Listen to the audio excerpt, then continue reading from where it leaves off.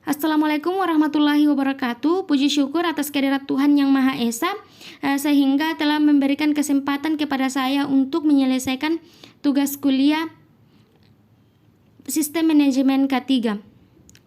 Saya juga berterima kasih kepada dosen Sistem Manajemen K3 yang telah memberikan tugas. Sebelum saya memasuki materi yaitu pemasangan peranca, saya pertama-tama perkenalkan diri. Perkenalkan, nama saya Hasriani dengan NIM D0119320 dari kelas sipil A. Pada slide kedua ini menampilkan referensi.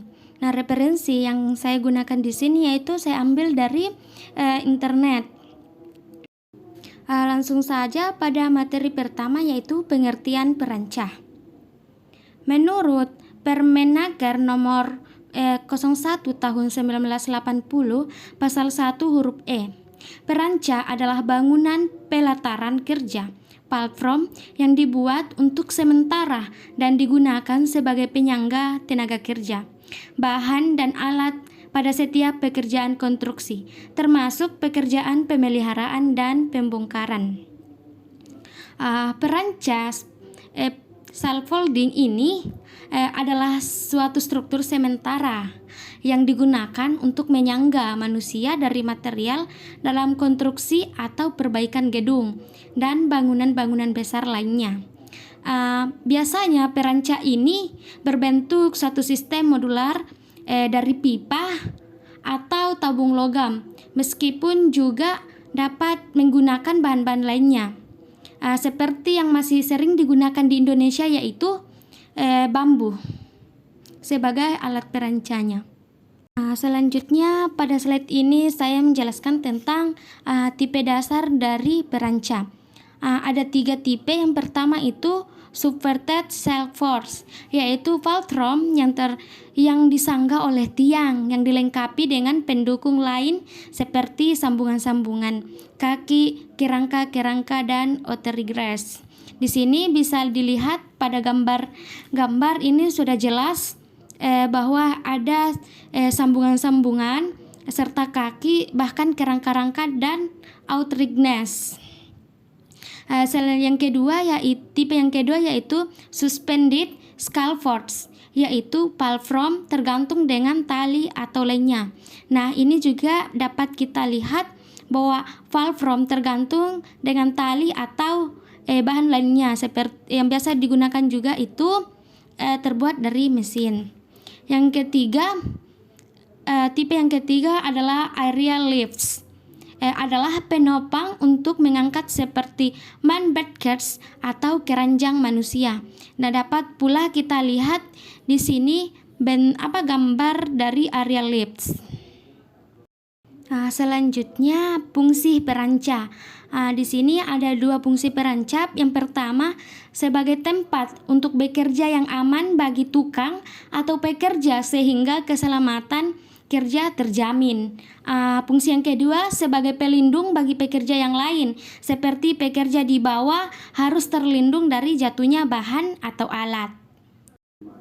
Selanjutnya, jenis perancah. Ada beberapa jenis perancah. Yang pertama itu perancah andang. Perancah andang adalah digunakan pada pekerjaan yang tingginya 2,5 sampai 3 meter. Apabila pekerjaan lebih tinggi maka tidak digunakan andang lagi.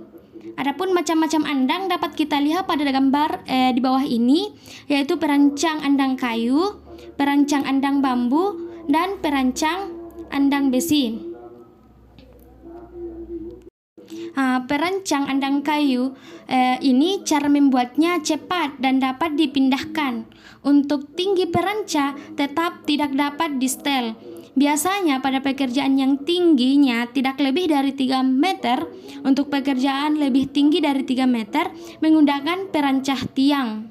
Selanjutnya, perancah andang bambu. Perancang andang bambu dapat dipindah-pindah dan sebagai pengikatnya memakai tali ijuk, karena tali ijuk ini tahan terhadap air, panas, dan sebagainya.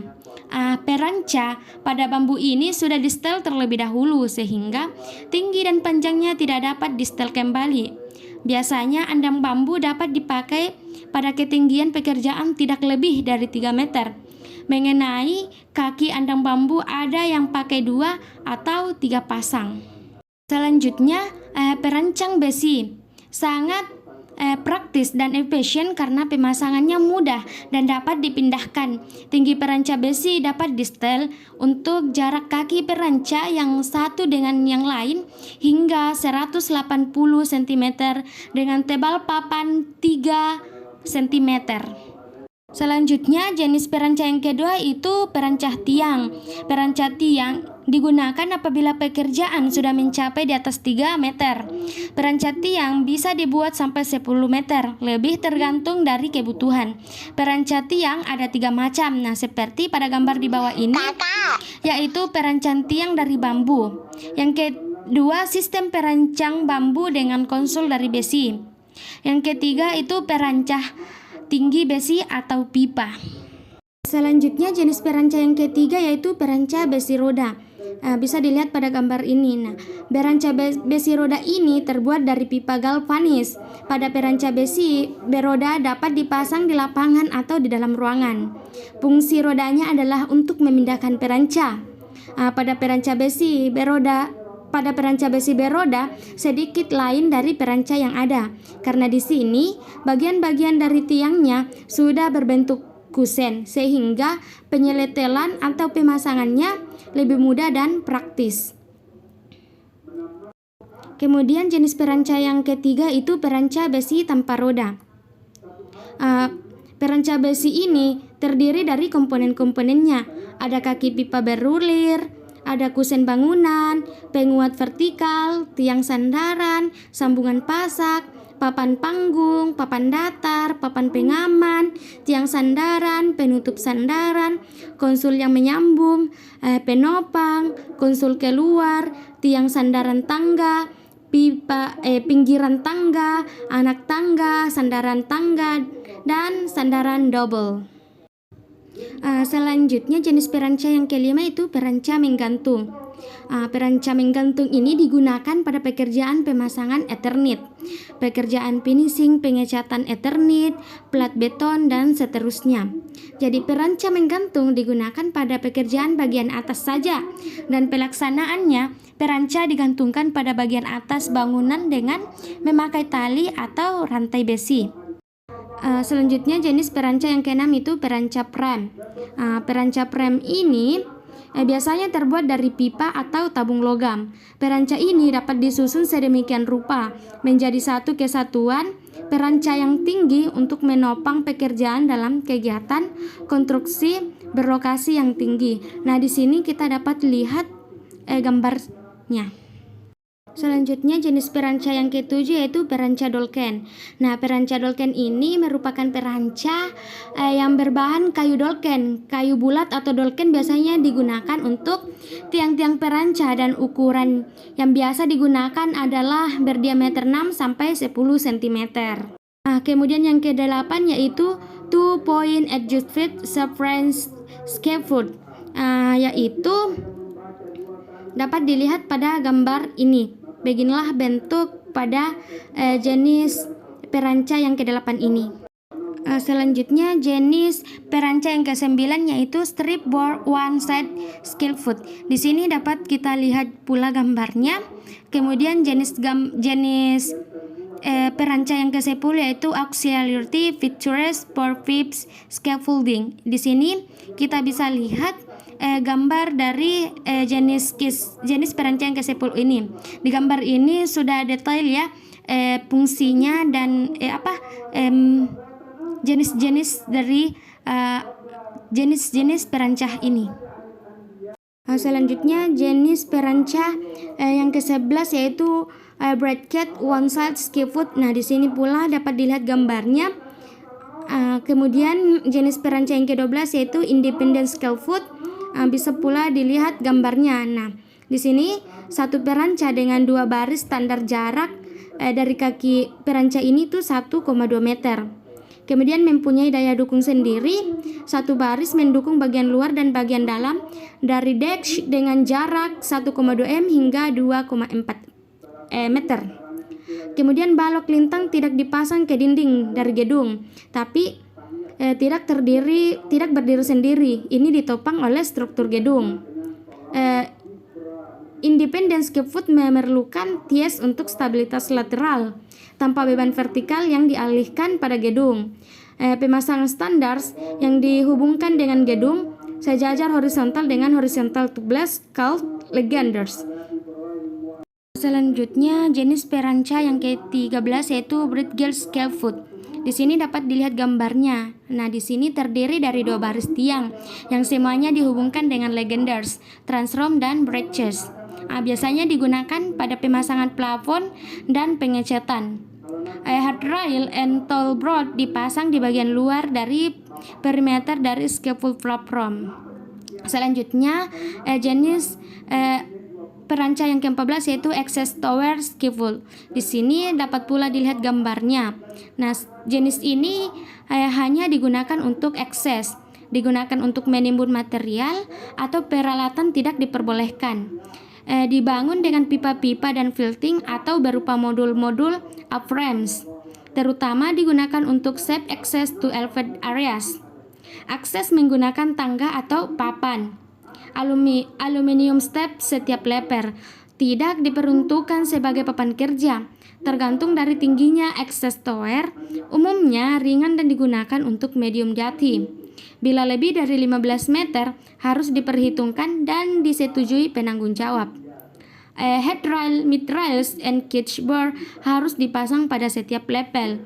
Tower harus dikencangkan dengan gedung atau skirder setiap 2 lip.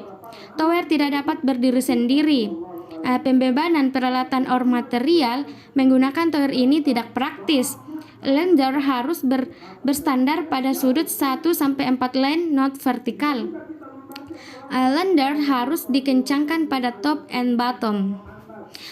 Adapun beberapa jenis peranca di sini, tapi saya tidak memasukkan pada slide ini, yaitu ada cantilever scaffold, ada footlock scaffold, ada suspended scaffold, ada mobile scaffold,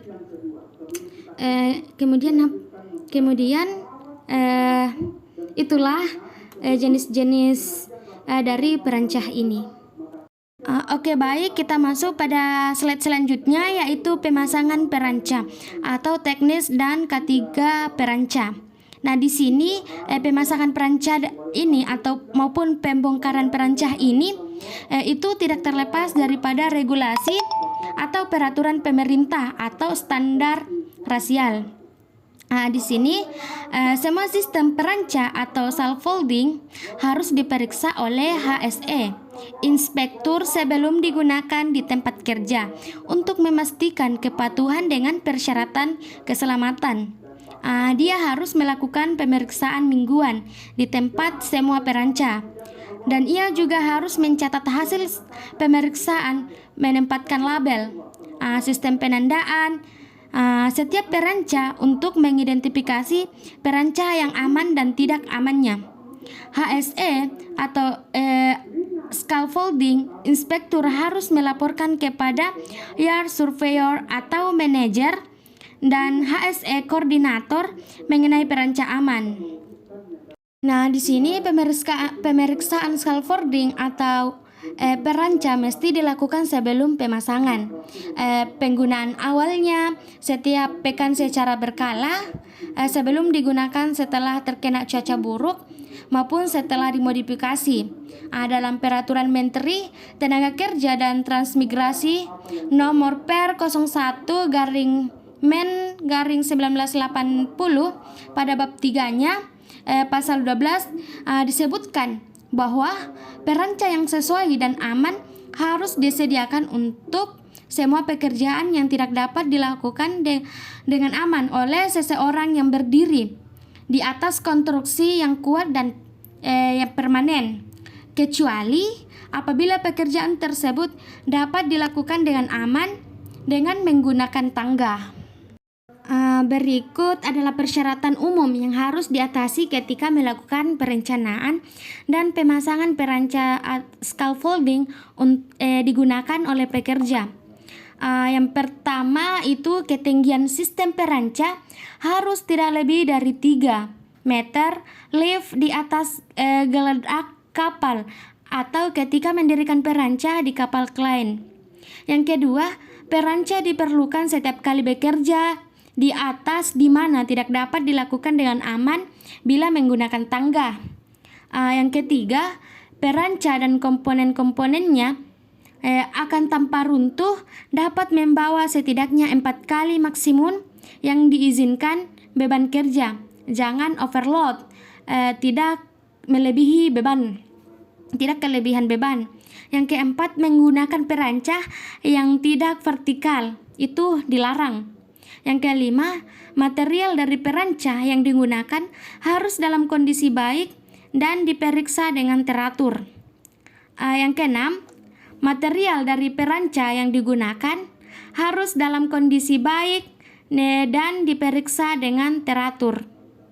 Yang ketujuh, hal ini tidak diizinkan untuk menghilangkan bagian dari peranca tanpa persetujuan terlebih dahulu. Yang kedelapan, palm scaffold tidak akan berstandar atau menggantung di pagar yang dapat dengan mudah dipindahkan. Yang kesembilan, tangga dan perangkat lain untuk mendapatkan ketinggian tidak boleh digunakan di atas peranca palm. Yang kesepuluh, peranca yang harus dibangun di atas permukaan yang datar di mana mampu mendukung berat maksimum yang dimaksudkan. Yang ke-11, untuk peranca yang akan didirikan di kisi-kisi, standar harus berlapis untuk mendistribusi berat. Yang ke-11, perlindungan terhadap cuaca seperti lembaran atau kelambu tidak akan terikat dengan ketinggian peranca, sesuai dijamin dengan struktur independen yang mampu menahan pekerja oleh angin. Selanjutnya di sini menjelaskan tentang perawatan dalam pemasangan peranca atau palprom yang harus memenuhi kriteria. Ada beberapa poin. Yang poin pertama yaitu scaffold tidak harus menghalangi jalan keluar atau passage way yang menghambat proses evakuasi saat keadaan darurat. Yang kedua, di mana obstruksi peralatan darurat atau melarikan diri rute tidak dapat dihindari. Pengaturan keamanan alternatif harus dilakukan sebelum palprom dibangun.